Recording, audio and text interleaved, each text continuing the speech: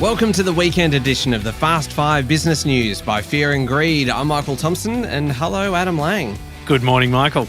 Adam, on weekdays, it's all about the Fast 5, the top 5 business stories in 5 minutes. On the weekend, we still keep it to 5 minutes, of course, but we're going to pick out the biggest business story of the week, the most remarkable business story, a sleeper story, one that's flying under the radar a little bit, and then our favourite story of the week. Let's jump into it. What do you reckon was the biggest story of the week, Adam?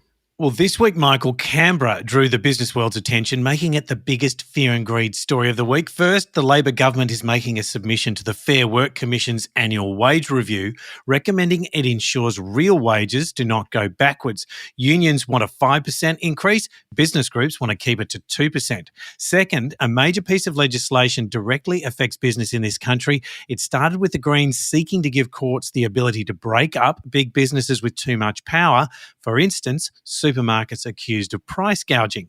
And last is climate. Under new proposed legislation, big companies must provide more reporting on their climate impact. Put it all together under the banner of Canberra and business colliding, and you've got the week's biggest story. Michael, what have you got?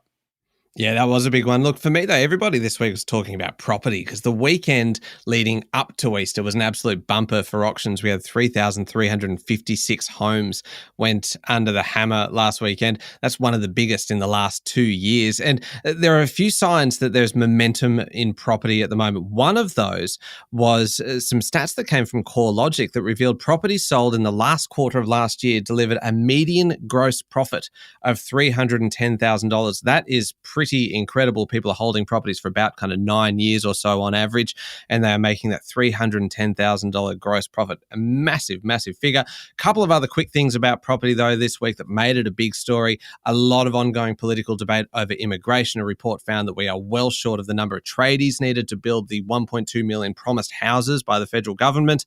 And McGrath, the ASX-listed real estate agency, is being sold. It's going to be delisted. You put it all together, a big, big week for property, Adam. It sure is, Michael. Now, most remarkable story. Can I nominate one for this one, Adam? Go ahead. There's a remarkable story about casinos in this country. Two main operators, Crown Resorts and Star Entertainment Group. Both of them have had pretty similar problems over the last few years. Money laundering, organised crime. It's been well documented through various state inquiries and royal commissions.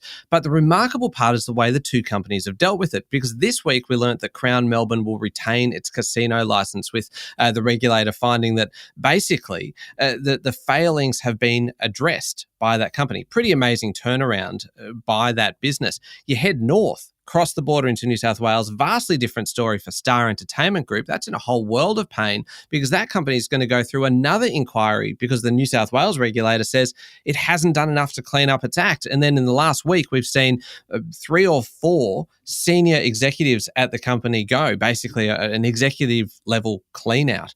Seriously, the difference between these two companies is quite remarkable.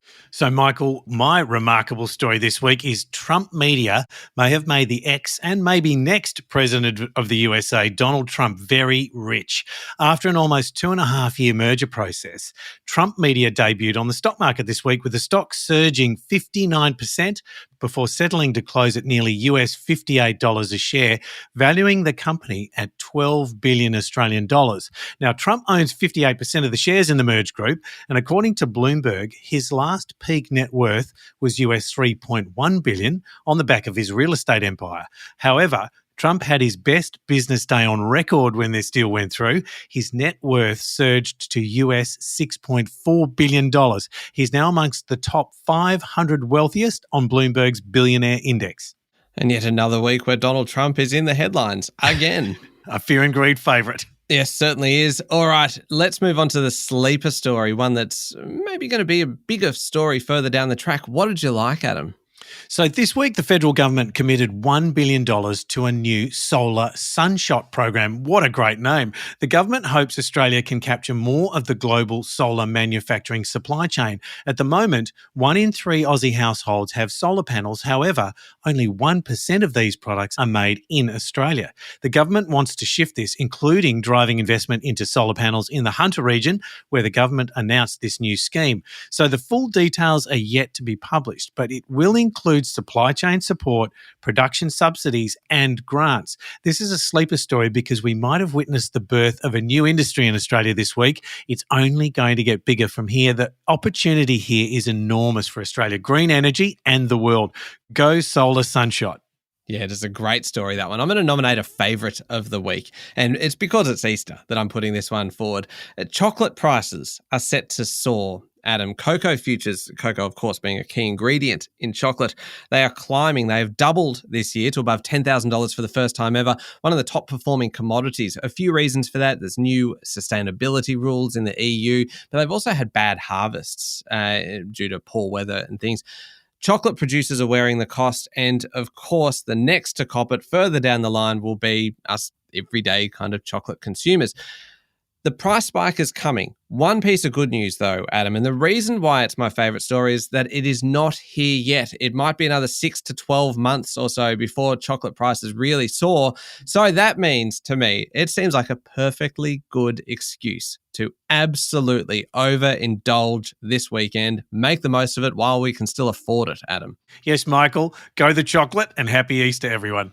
There we go, 5 minutes and pretty much everything you need to know in the world of business. Thank you, Adam. Thank you, Michael. We'll be back on Monday morning with the top 5 business stories in 5 minutes. Don't forget to hit follow and join us online on Instagram, TikTok, LinkedIn, Facebook and X. I'm Michael Thompson, and this is the Fast 5 Business News by Fear and Greed.